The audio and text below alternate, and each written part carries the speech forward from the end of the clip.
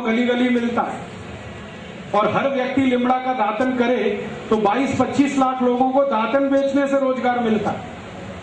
पैसा तो बचता ही है कॉलगेट, यहाँ के लोगों को रोजगार मिलता है। माताओं बहनों से निवेदन है कि अमेरिकन कंपनी की क्रीम ना लगाएं, फेयर एंड लवली। आप बोलेंगे जी इसी से तो गोरापन आता है। फेयर एंड लवली को मैंने 4 साल एक भैंस को लगा के देख लिया है, वो अभी भी काली है। दुनिया में ऐसी कोई क्रीम नहीं है जो काले को गोरा बना दे। काला काला है, गोरा गोरा। काला और गोरा होना डीएनए के साथ फिक्स होता है, क्रीम से फिक्स नहीं होता। तो आप ये फालतू में फेयर एंड लवली मत लगाइए, बड़ी महंगी है। 25 ग्राम 40 रुपए की है, 1600 रुपए किलो। 200 रुपए किलो काजू खाइए, 1600 रुपए किलो की क्यों क्रीम लगाते? 400 रुपए किलो बादाम खाइए, 1600 रुपए किलो की क्रीम क्यों लगाते? भाइयों को निवेदन है कि शेविंग क्रीम ना लगाएं अमेरिका की, पामोलिव, ये अमेरिकन शेविंग क्रीम। तो आप बोलेंगे जी दाढ़ी कैसे बनाएं? दूध से दाढ़ी बनेगी। थोड़ा दूध ले लीजिए, चेहरे में लगाइए, रेजर चलाइए, बहुत चिकनी दाढ़ी बनती है। 10 साल से मैं कर रहा हूं। 4 फायदे हैं। पहला फायदा है कि दूध लगाओ तो चेहरे की चिकनाई बढ़ती है, तो रेजर आसानी से चलता है, तो ब्लेड की लाइफ बढ़ जाती है। एक ब्लेड 8-10 बार दाढ़ी बना देता है। दूसरा फायदा है कि दूध से दाढ़ी बने तो दूध की बिक्री बढ़ती है, मुनाफा खेडूतों को मिलता है। तीसरा फायदा, दूध लगाओ तो क्लींजिंग एजेंट है दूध, चेहरे की गंदगी सारी निकाल देता है, तो चेहरा चमकता है, फोकट में स्मार्ट हो जाते हैं। मुफ्त में स्मार्ट बनने का फॉर्मूला बता रहा हूं, दूध से दाढ़ी बनाए। और आप सभी से विनती है कि दूध से भी नहाइए, दाढ़ी तो बनाइए, आप सब दूध से नहाइए, क्योंकि भारत में कहा जाता है दूधो नहाओ पूतो फल। कभी किसी ने नहीं कहा लक्स लगाओ पूतो फल या लाइफबॉय से नहाओ पूतो फल। दूध से ही नहाने पर कहा गया। दूध से नहाने का फायदा क्या है? दूध बहुत इस्तेमाल होता है नहाने में, 2-3 चम्मच उसको लगाइए, रगड़ लीजिए और पानी से नहा लीजिए, गंदगी निकल जाती है। दूध जो है ना सबसे अच्छी क्लींजिंग करता है। सारे 5 स्टार ब्यूटी पार्लर में मिल्क क्लींजिंग ही होता है। बस इतना ही है कि वो 500 रुपए में करते हैं, मैं फोकट में बता रहा हूं। अगर ब्यूटी पार्लर मिल्क क्लींजिंग कर सकते हैं तो आप भी कर सकते हैं ना अपने घर में। मेरा एक ही कहना है, अमेरिकन साबुन नहीं बिके, अमेरिकन क्रीम ना बिके, अमेरिकन टूथपेस्ट ना बिके, और अंत में अमेरिका की दवा मत खाइए कोई भी। बहुत अमेरिकन कंपनियां यहाँ के दवाएं बेच रही हैं, जैसे विक्स, ये अमेरिकन कंपनी की दवा है विक्स, बेनेड्रिल, और अमेरिकन कंपनी की दवाएं हैं। एली लिली एक बड़ी अमेरिकन कंपनी है, जॉनसन एंड जॉनसन एक बड़ी अमेरिकन कंपनी है, प्रॉक्टर एंड गैम्बल, ये सब दवाएं बेचने आए हैं, धंधा करने। इनकी दवाओं पे कभी भरोसा मत करिए, क्योंकि जो दवाएं वो यहाँ बेच रहे हैं वो दवाएं अमेरिका में बंद है 20 साल से, और गवर्नमेंट ऑफ अमेरिका ने उनको पॉइजन डिक्लेयर किया। वो दवाएं यहां पर धड़ल्ले से बेच रहे हैं। आपको अमेरिका की सबसे खतरनाक जो दवा दी जा रही है आजकल, वो हार्ट पेशेंट को दी जा रही है। आप में से किसी को भी भगवान ना करे हार्ट अटैक आए, लेकिन आ गया तो आप जाएंगे डॉक्टर के पास। आपको मालूम है कि एंजियोप्लास्टी ऑपरेशन आपका होता है। एंजियोप्लास्टी ऑपरेशन में एक स्प्रिंग डाली जाती है आपके शरीर में, उसको स्टंट कहते हैं। ये अमेरिका से आता है, और ये स्टंट जो अमेरिका से आता है उसका कॉस्ट ऑफ प्रोडक्शन $3 के आसपास है, और यहां लाकर वो 2.5-3 लाख रुपए में बेचते हैं, ऐसे लूटते हैं आप। और एक बार हार्ट अटैक में एक स्टंट डालेंगे, दूसरे में दूसरा। डॉक्टर को कमीशन है, इसलिए वो बार बार कहता है एंजियोप्लास्टी कराओ, एंजियोप्लास्टी कराओ। आप मत कराइए। फिर आप बोलेंगे क्या करें? मैं आपको बहुत दावे से कह रहा हूं ये बात, एक डॉक्टर की हैसियत से, क्योंकि मैं होम्योपैथी डॉक्टर भी हूं। कभी भी स्टंट का ऑपरेशन आज तक किसी को सफल हुआ नहीं, सक्सेस हुआ नहीं। कारण क्या है? आपकी जिस वाहिका में स्टंट डाला जाता है नली में, वो स्टंट इतना बड़ा है, नली में यहां उन्होंने फिक्स कर दिया, तो स्टंट के आगे और पीछे फिर ब्लॉकेज हो जाए और सेकंड हार्ट अटैक फिर आएगा। तो फिर वो कहेंगे दूसरा स्टंट लगवा लो, और इसी चक्कर में आपकी जिंदगी निकल जाएगी, लाखों रुपए लूट के ले जाए। तो आप बोलेंगे जी क्या करें? मेरा आपको विनम्र विनती है कि आपको कभी भी एंजियोप्लास्टी का खतरा हो तो आप ऑपरेशन तो मत कराओ। क्या करें फिर? जिंदगी बचानी है तो आप एक सरल उपाय करो। वो मेरा नहीं है, भारत देश के महान व्यक्ति का उपाय है। वो व्यक्ति का नाम था बागभट्ट। उन्होंने 3500 साल पहले लिखा एक पुस्तक में जिसका नाम है अष्टांग हृदय, और एक पुस्तक है अष्टांग संग्रह। 7000 सूत्र उन्होंने लिखे हैं बीमारियों को ठीक करने के लिए। उसका एक सूत्र है कि कभी भी हृदय घात अगर है, हृदय को घात हो रहा है, तो जान लीजिए कि रक्त में एसिडिटी बढ़ी हुई है। एसिडिटी समझते हैं, अम्लता। एक अम्लता होती है पेट की और एक होती है रक्त की। पेट की अम्लता बढ़े तो आपको आग जलेगी पेट में, एसिडिटी होगी, आप कहेंगे आग जल रही है, खट्टी खट्टी डकार आ रही है, मुंह से पानी आ रहा है। फिर और ज्यादा हो तो हाइपर एसिडिटी होगी। यही पेट की अम्लता जब रक्त में चली जाती है तो रक्त अम्लता होती है, और रक्त अम्लता में आए तभी हार्ट अटैक होता है, इसके बिना हार्ट अटैक होता नहीं। ये आयुर्वेद का सबसे बड़ा सच है जिसको कोई डॉक्टर आपको बताता नहीं, क्योंकि इसका इलाज बहुत सरल है। इलाज क्या है? बागवती जी कहते हैं कि रक्त में अम्लता अगर बढ़ गई है तो ऐसी चीजों का उपयोग करो जो क्षारीय है। आप जानते हैं 2 तरह के केमिकल्स होते हैं, एक अम्लीय और एक क्षारीय, एल्केलाइन और एसिडिक। अभी अम्लीय और क्षारीय को मिलाएं तो क्या होता है? अम्ल और क्षार को मिलाओ तो न्यूट्रल होता है कि नहीं? तो बागवती जी कहते हैं कि रक्त में अम्लता बढ़ी हुई है तो क्षारीय चीज खाओ तो रक्त की अम्लता न्यूट्रल हो जाएगी, माने हार्ट अटैक की जिंदगी में संभावना खत्म हो जाएगी। ये है कहानी। तो आप पूछोगे कि कौन सी क्षारीय चीज है जो हम खाएं? आपके रसोई घर में सवेरे से शाम तक इतनी चीजें हैं जो क्षारीय ही है।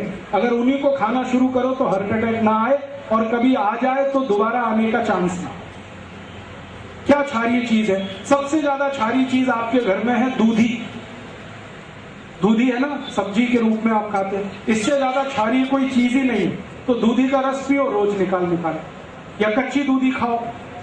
स्वामी रामदेव जी कहते हैं कि नहीं, दूधी का रस पियो। दूधी का 3.25 लाख लोगों को ठीक कर दिया उन्होंने दूधी का रस पिला, और उनमें हजारों डॉक्टर हैं जिनका खुद हार्ट अटैक होने वाला था। वो दूधी का रस पी के आते हैं, क्योंकि मैं हरिद्वार जाता हूँ रामदेव जी के यहाँ, तो हजारों डॉक्टर इस देश के वहां जाते हैं, चुपचाप दूधी का रस पीते हैं 3-3 महीने 4-4 महीने, आके फिर क्लिनिक पे बैठ जाते हैं। वो बताते नहीं हम कहाँ गए थे, वो कहते हम न्यूयॉर्क गए थे, जर्मनी गए थे ऑपरेशन करने, वो रामदेव जी के वहां गए थे। वो 3 महीने दूधी का रस पी के आए हैं, हार्ट अटैक ठीक हो गया है, आके फिर ऑपरेशन पे लग गए हैं। और वो इतने हरामखोर है कि आपको नहीं बताते कि आप भी दूधी का रस पिए। आप तो दूधी का रस पियो। इसको जो रामदेव जी कहते हैं ना, वो भी बागवती जी के ही आधार पर कहते हैं। बागवती जी कहते हैं कि रक्त की अम्लता कम करने की ताकत सबसे ज्यादा दूधी में है, तो दूधी का रस पियो। कितना पियो? रोज 200 मिलीग्राम पी लो। कब पीना? सवेरे पी लो, नाश्ते में नहीं तो भोजन के बाद पी लो, आधे घंटे के बाद पी लो। और दूधे के रस की और ज्यादा क्षारपन बढ़ाना हो तो दूसरी क्षारीय चीज हमारे घर में है, वो है तुलसी। तुलसी बहुत क्षारपन है, तो तुलसी का रस मिला दो। और एक तीसरी चीज है वो क्षारीय है, उसका नाम है पुदीना। पुदीने का रस उसमें मिला दो। और एक क्षारीय चीज है अपने घर में, काला नमक, और एक है सेंधा नमक। ये काला और सेंधा नमक क्षारीय है, लेकिन बाजार से जो आता है ना आयोडीन युक्त, ये अम्लीय है। ये आयोडीन युक्त नमक के चक्कर में मत फंसना। काला नमक खाओ, नहीं तो सेंधा नमक। तो सेंधा नमक ले लो, थोड़ा दूधी का रस ले लो, थोड़ा तुलसी का रस ले लो, पुदीने का रस ले लो, कोतंबीर का रस भी क्षारीय है। ये सब क्षारीय मिला के रोज पियो। 3 महीने में आपका ब्लॉकेज निकल जाएगा, अम्लता कम हो जाएगी, 2.5-3 लाख रुपए फालतू खर्च होने से बच जाएंगे। और जो बच जाए तो गौशाला को दान कर देना, तो गौशाला का भी फायदा है। डॉक्टर को देने से अच्छा गौशाला को देना। और एक दूसरी जानकारी आपको दे दूं कि रक्त की अम्लता से अपने शरीर में 48 रोग आते हैं। 48। उसमें से पहले नंबर का रोग है जिसका नाम है हार्ट अटैक। दूसरे नंबर का एक रोग है, ये भी रक्त की अम्लता का ही रोग है, उसका नाम है डायबिटीज। तीसरे नंबर का एक रोग है, ये भी रक्त अम्लता का रोग है, जिसको आप कहते हैं पैरालिसिस। चौथे नंबर का एक रोग है, वो भी रक्त अम्लता का रोग है, जिसको कहते हैं ब्रेन हेमरेज। ऐसे 48 रोग हैं जो रक्त अम्लता से होते हैं। माने रक्त की अम्लता अगर ठीक हो तो 48 रोग ठीक हो जाए।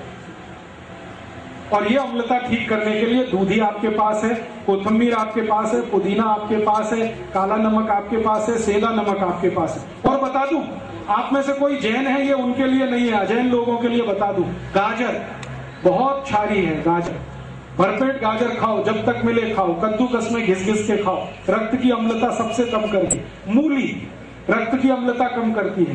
गाजर है, मूली है, चुकरकंद बीट्स जिसको आप कहते हैं, ये बहुत रक्त की अम्लता को कम करता है। जमीन के नीचे जो कुछ भी होता है, शेंगदाना, मूंगफली, ये रक्त की अम्लता को कम करती है।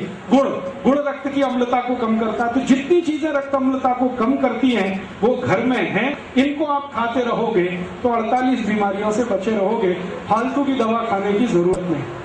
अब एक दूसरी जानकारी कि रक्त की अम्लता से जो 48 रोग होते हैं, ऐसे उल्टा भी है, रक्त क्षारीय हो जाए तो भी लगभग 25 से 30 रोग होते हैं। तो आप बोलेंगे अब इसके लिए क्या करें? अगर रक्त क्षारीय हो गया है तो अम्ल की चीजें ज्यादा खाओ, अम्लीय चीजें ज्यादा खाओ।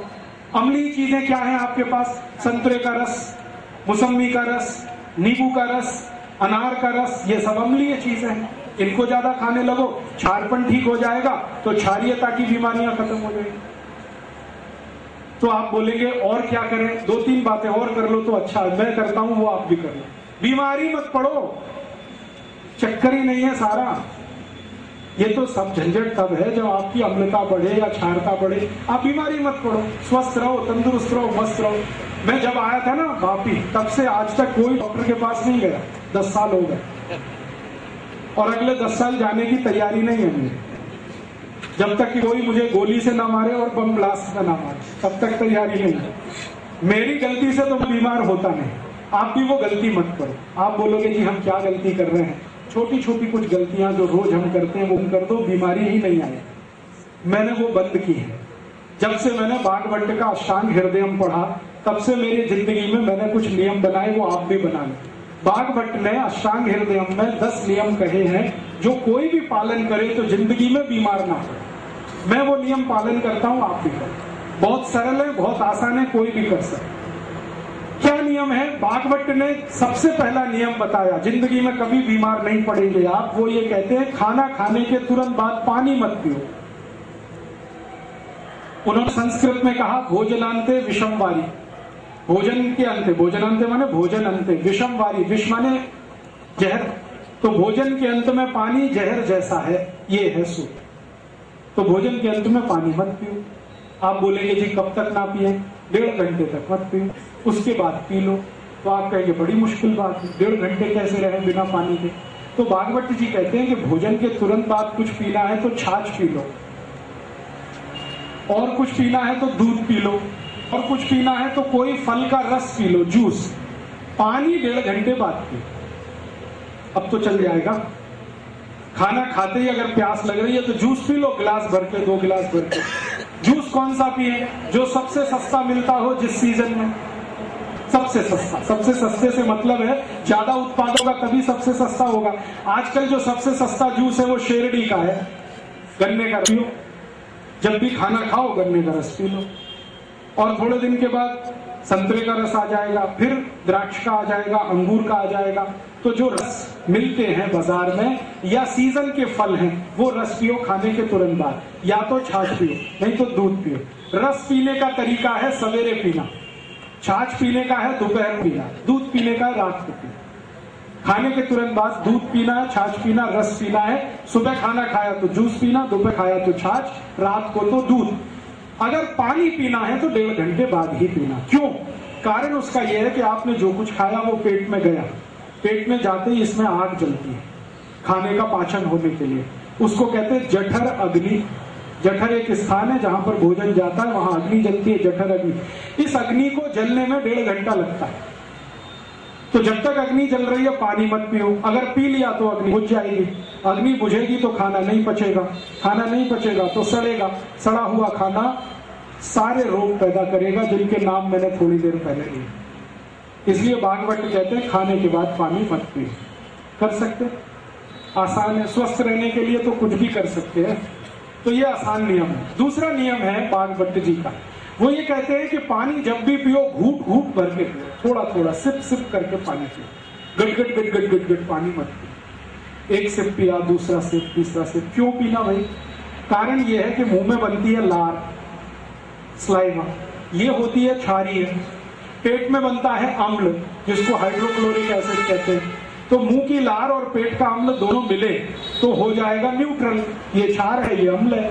तो पेट हमेशा न्यूट्रल रहे तो बार बार लार अंदर जानी चाहिए। तो पानी अगर घूट घूट पिए तो ज्यादा लार अंदर जाएगी, इसलिए भागवत कहते हैं पानी हमेशा घूट घूट पिए। ये पक्षी है ना, सब ऐसे ही पानी पीते। चिड़िया देखो पानी पीती है, एक ड्रॉप उठाएगी पानी का, फिर ऐसे ऐसे करेगी, फिर पिएगी। भागवत की पक्की चेली है सारी चिड़िया, बिना किसी कॉलेज में जाए वो सीखती है। आप इतने बड़े होशियार लोग हैं, आपको ये नहीं मालूम कुत्ता कैसे पानी पीता? चाट चाट के। भागवत का चेला है ये कुत्ता। हाँ, सारे जानवर पानी ऐसे ही पीते। गाय को देखो, पहले पानी को मुंह में भरेगी, फिर थोड़ी देर रोकेगी, फिर पिएगी ताकि लार अंदर जाए।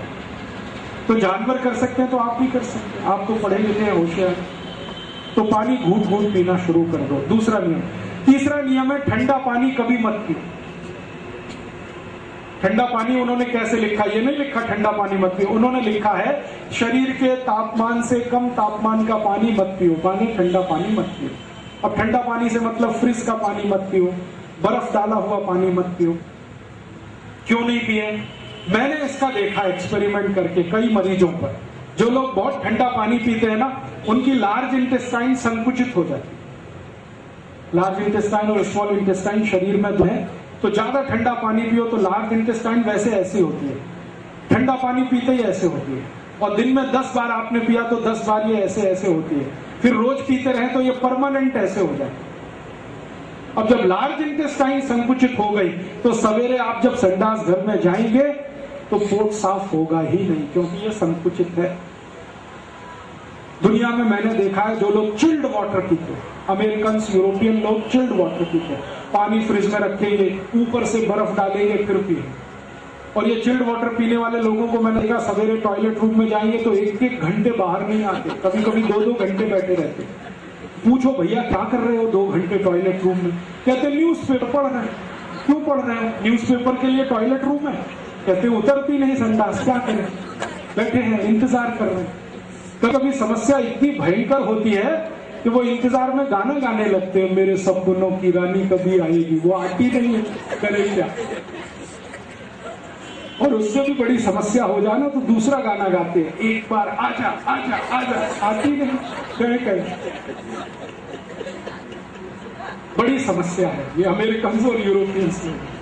आप ये समस्या अपने शरीर में मत लाओ, माने कब्जियत मत होने दो, कॉन्स्टिपेशन मत होने दो, माने ठंडा पानी मत पियो। पानी फिर कैसा पिए? हल्का गर्म पानी पीते रहो। अगर जैन है तो बहुत अच्छा, अजैन है तो भी पानी पक्का हुआ माने गर्म किया हुआ पानी ही पियो। थोड़ा गुनगुना रहे तो बहुत ही अच्छा। और चौथा सूत्र है सवेरे उठते ही सबसे पहले पानी पियो, चाय से पहले पानी पियो। कितना पिए? 3 गिलास पी लो, बिना प्यास के पी लो, थोड़ा थोड़ा घूट घूट भर के पी लो। क्यों? रात भर आप सोए, मुंह में जो लार बनी है ये बहुत कीमती है, ये अंदर जाए तो बहुत अच्छा, इसलिए सुबह उठते ही पानी पीने का नियम। 5वां नियम है खाने को चबा चबा के खाओ। इतनी बार चबाओ जितने आपके दांत, 32 दांत है तो 32 बार चबाओ।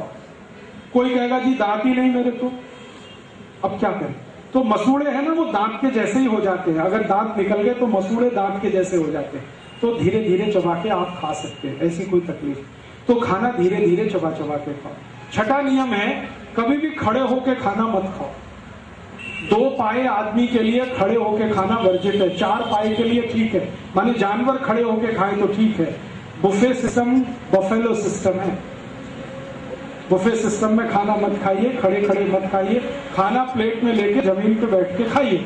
आप बोलेंगे जी शादी में गए हैं तो क्या, एक प्लेट में खाना लेके कहीं बैठ के खाइए, तो आप कहिए दूसरे लोग हंसेंगे, हंसने दीजिए, वो मूर्ख है इसलिए हंस रहे हैं। मूर्ख लोग बहुत बार हंसते। आप जमीन पे बैठ के खाने लगेंगे, वो भी आपकी नकल देख के करने लगेंगे। तो आप बोलेंगे जी घर में तो डाइनिंग टेबल है, क्या करें, बेच दो इसको, और क्या करें। कचरा सब घर में थोड़ी रखा जाता है।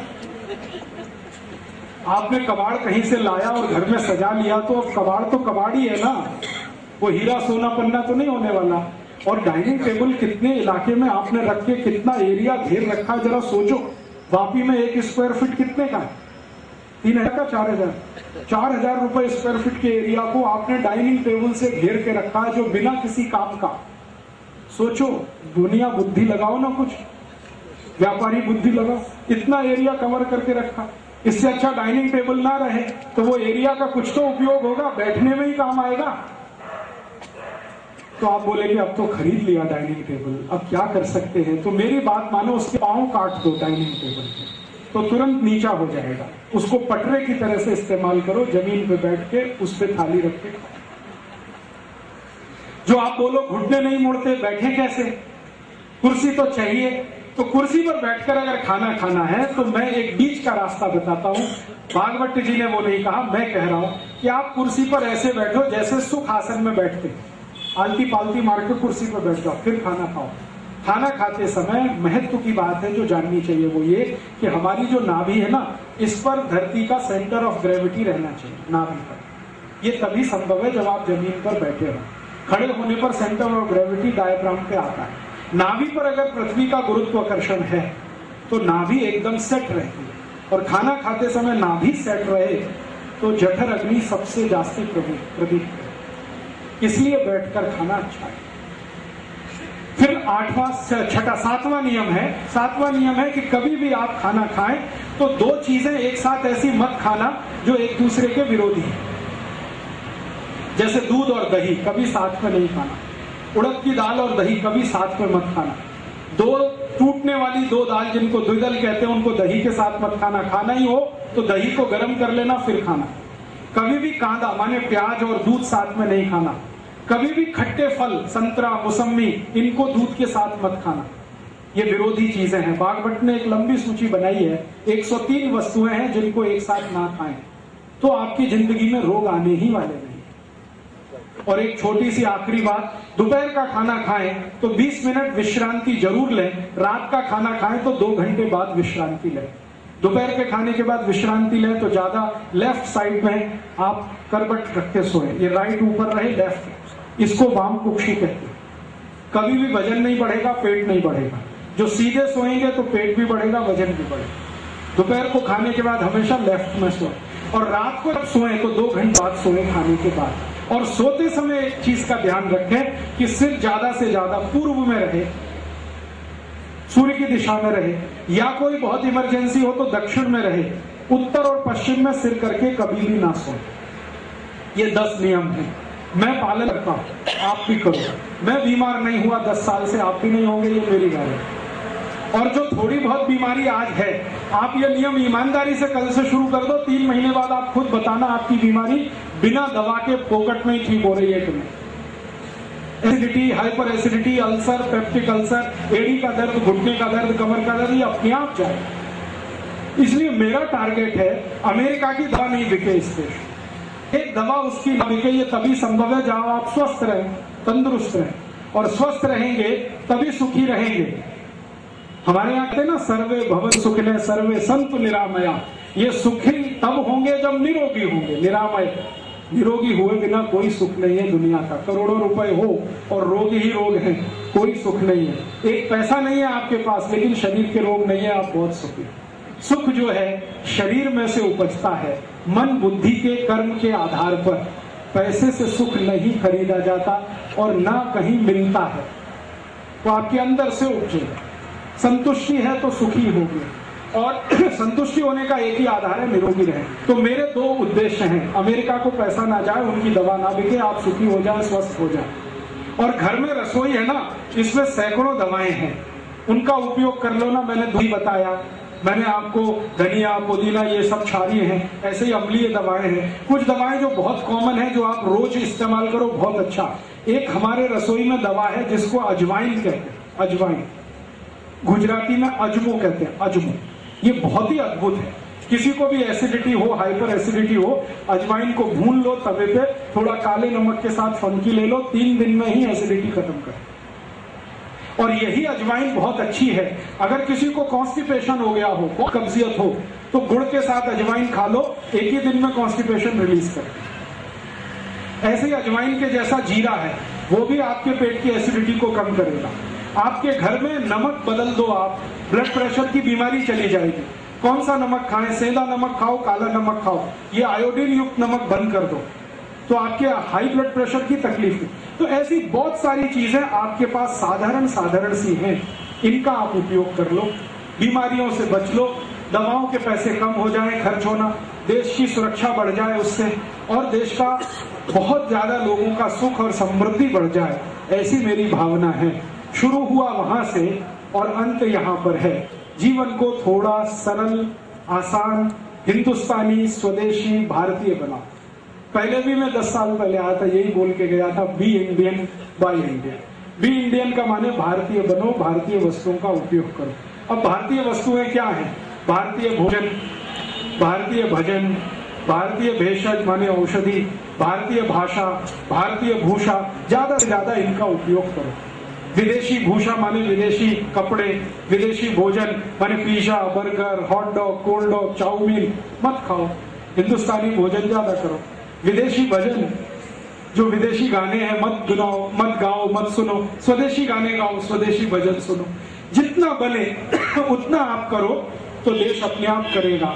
हमारे यहाँ एक कहावत है, महाजन येन गता से पंथा, माने जिस रास्ते बड़े लोग चल पड़ते हैं ना, समाज के बाकी लोग उसी तरफ चलने लगते हैं। आप सब महाजन लोग हैं, माने श्रेष्ठ लोग हैं। आप इस रास्ते चलेंगे, नीचे वाले अपने आप चलेंगे। मैंने मुंबई में देखा, करोड़पति लोग जब से लिमड़ा का दातन करने लगे, रोडपति लोगों ने भी दातन शुरू कर दिया। और मुंबई में हर साल दातन की बिक्री बढ़ रही है, कॉलगेट की बिक्री घट रही है। लाखों लोग रोजगार पाते हैं मुंबई में, जो दातन बेचते हैं सड़क पर या तो रेलवे प्लेटफॉर्म पर। तो हम कर सकते हैं, हमारे सामने ये है, आदर्श है, देश को खतरे से बचाना है। और आपकी वही भूमिका है जो सैनिकों की होती है। सैनिक सीमा पर खड़े होकर शत्रु से देश की रक्षा कर रहे हैं, आप देश के अंदर रहकर जो शत्रु आ रहा है उससे देश की रक्षा करें। ऐसी भावना के साथ आपका आभार। आपने बड़े ध्यान से सुना, बहुत आभारी हूँ। दूसरों को ये बताएंगे और भी आभारी रहूंगा। ये जितनी बातें मैंने कही हैं, दवाओं की, औषधियों की, ये किताबें भी लिखी हुई हैं, पीछे है, आप ले लेना। हमारा कार्यकर्ता नीलप्पा, उसके पास किताबें हैं। रसोई घर की सारी दवाएं, औषधियां उन किताबों में, किससे क्या होता है, किससे क्या होता है। अष्टांग हृदयम के जो 10 सूत्र दिए, उनके और ज्यादा सूत्र पढ़ने हो तो वो भी किताब है। अपने शरीर को जितनी भी बीमारियां होती हैं, चर्म रोग की, कैसे दूर करें घर की दवाओं से, वो भी किताबें हैं, आप ले जाइए। कभी भी मैंने किसी किताब पर कॉपीराइट नहीं माना है, आज भी कहता हूँ कोई पुस्तक पर कॉपीराइट नहीं है, सबको कॉपी करने का राइट है। आपको अच्छा लगे तो मेरा नाम निकालकर अपना छपा लेना, अपने नाम से किताबें बना लेना, मैं कभी मुकदमा लड़ने आपके खिलाफ नहीं आऊंगा।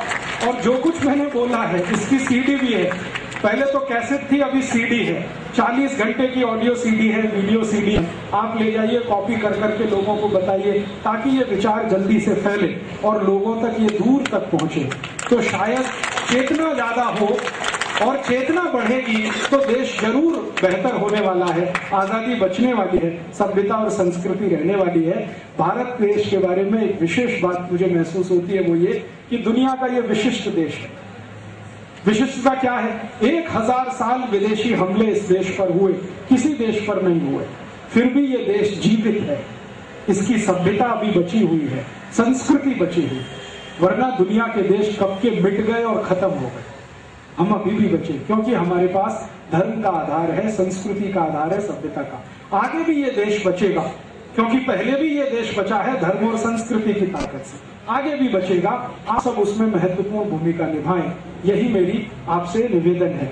ये पूरा अभियान देश भर में मैं चलाता हूँ। इसके लिए फंड्स इकट्ठे करने के लिए खादी में बनाता हूँ, हमारे कार्यकर्ता बनाते हैं। खादी की बिक्री से कुछ पैसा आता है तो ये अभियान चलता है। हमारे कार्यकर्ताओं की बनाई कुछ खादी है, आप खरीदेंगे तो मुझे थोड़े से फंड्स मिलेंगे। पुस्तकें और सीडी खरीदेंगे तो आप कॉपी करके दूसरों को देंगे, उनको लाभ होगा। खादी खरीदेंगे तो थोड़ा मुझे भी लाभ होगा, क्योंकि हमारे काम के लिए थोड़ा पैसा उससे हम जुटाते हैं। 100 रुपए की खादी आपने ली तो 15 रुपए उसमें से हमें मिलेगा। पूरे साल में हम कुछ लाख रुपए की खादी बेचकर जो फंड्स इकट्ठा कर पाते हैं, उसी से ये काम चलाते हैं।